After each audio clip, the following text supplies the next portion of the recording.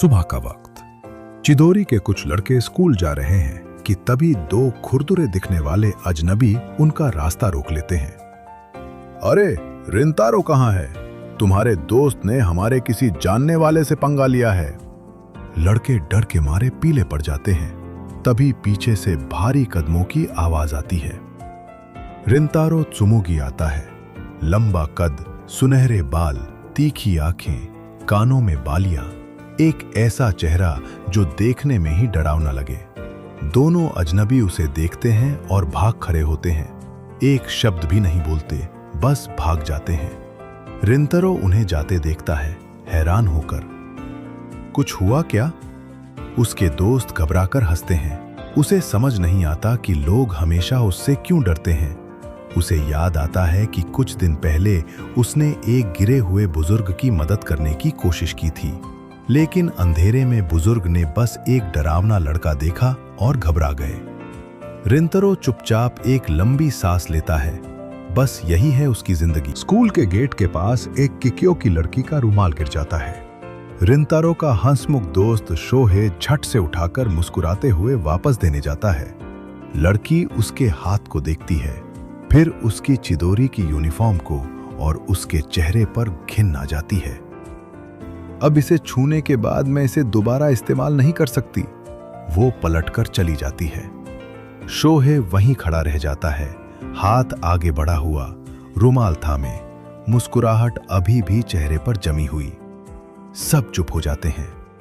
रिंतारो अपने दोस्त का चेहरा उतरते देखता है। यही है उनकी दुनिया। चिदोरी के लड़के किकियो की लड़कियों के लिए कूड़े से ज्यादा कुछ नहीं। इसलिए नहीं कि वो बुरे हैं, बस इसलिए कि उनके स्कूल का नाम चिदोरी है। सालों से लोगों को उसके बारे में बुरा बोलते सुन सुनकर रिंतारो ने खुद भी मान लिया है कि वो डरावना है, अनचाहा है। लड़ने की बजाय वो बस खुद को अलग कर लेता है। स्कूल के बाद रिंतारो अपने घर की पटिसरी पर जाता है। एक गर्म और आरामदेह केक की दुकान जो उसकी मां चलाती है। वो एप्रन बांधकर काउंटर के पीछे खड़ा हो जाता है। नाजुक पेस्ट्री और गुलाबी पैकेजिंग के बीच एक लंबा डरावना दिखने वाला लड़का। दुकान में सन्नाटा है। तभी दरवाजा खुलता है। एक छोटी सी लड़की अंदर आती है। काओरुको वागुरी, नाजुक चमकती आंखें, किकियो एकेडमी की यूनिफॉर्म। वो दुकान को ऐसे देखती है जैसे जन्नत में आ गई हो। वो बैठती है और फिर ऑर्डर करती है, और फिर दोबारा, और फिर तीसरी बार। रिंतारो हैरानी से देखता रहता है जब ये छोटी सी लड़की ढेर सारा केक बड़ी खुशी से खाती है। वो मन ही मन सोचता है, इतने छोटे से जिस्म में इतना सब कैसे समा गया। लेकिन वो ना तो रुखी है ना घमंडी। वो उसकी बालियों या सुनहरे बालों को शक की नजर से नहीं देखती। वो बस केक खाती है पूरी खुशी के साथ, और उससे ऐसे बात करती है जैसे वो एक बिल्कुल सामान्य इंसान हो। वो पूछती है कि कौन सा फ्लेवर अच्छा है। वो उसकी एक अनजाने में निकली बात पर हंसती है।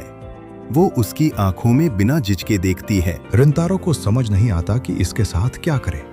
उसके दोस्तों और परिवार के अलावा कोई उसके साथ ऐसे पेश नहीं आता। उससे मिलने के बाद रिंतारो की दुनिया थोड़ी सी खुलने लगती है। अब सिर्फ उसके दोस्त और परिवार ही नहीं, काओरुको भी उसका अच्छा पहलू देख सकती है। जब काओरुको जाने के लिए उठती है तो उसका किकियो एकेडमी का ब्लेजर थोड़ा सरकता है, और रिंतारो पहली बार उसका स्कूल का बैज साफ देखता है। उसकी मुस्कान थोड़ी फीकी पड़ जाती है। वो किकियो की लड़की है।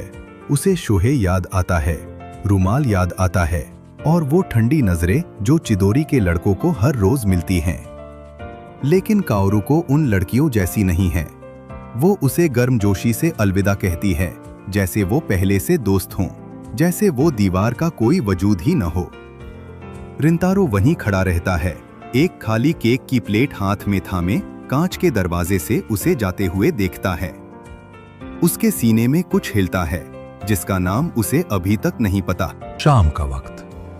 रिंतारो अकेला घर जा रहा है कि एक मोड़ पर मुड़ते ही वो देखता है काओरुको सड़क के बीचों बीच खड़ी है, सहमी हुई, और वही दोनों खुरदुरे अजनबी उसके सामने डटे हुए हैं। वो खतरनाक नहीं है, लेकिन डराने वाले जरूर हैं, घूर रहे हैं, बहुत करीब हैं, हट नहीं रहे। काओरू को डरी हुई है, छोटी सी, अकेली, अपनी किकियो यूनिफॉर्म में कहीं जाने की जगह नहीं।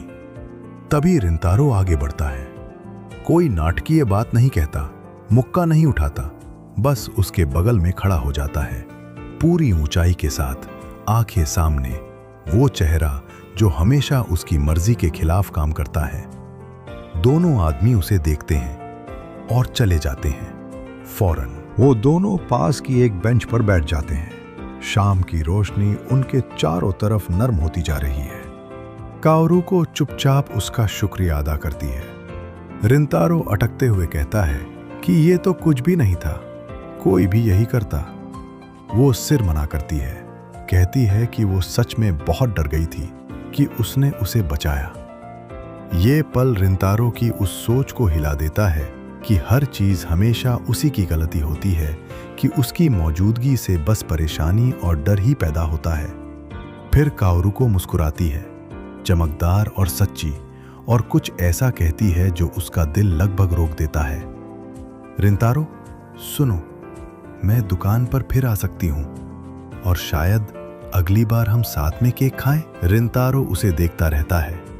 ये लड़की, ये किकियो की लड़की, उससे दोबारा मिलना चाहती है। वो कोई चतुर बात नहीं कह पाता, बस थोड़ा सा सकपकाया हुआ सिर हिला देता है। वो अलविदा कहकर गली में गायब हो जाती है। उसकी छोटी सी आकृति धीरे धीरे दूर होती जाती है। रिंतारो वहीं खड़ा रहता है, शाम की ढलती रोशनी में, हाथों में अभी भी केक की दुकान की गर्माहट, और पहली बार उसके सीने में कुछ चुपचाप खिलने लगता है। क्या काओरू को दोबारा उस दुकान पर आएगी? क्या चिदोरी और किकियो की वो दीवार कभी टूटेगी? और क्या ये दोस्ती कुछ और बन पाएगी? ये सब जानने के लिए हमारी स्टोरी को लाइक करना मत भूलिए, और अगर आप एपिसोड 2 देखना चाहते हैं तो अभी सब्सक्राइब कर लीजिए, ताकि अगली कहानी सबसे पहले आप तक पहुँचे। मिलते हैं अगले एपिसोड में।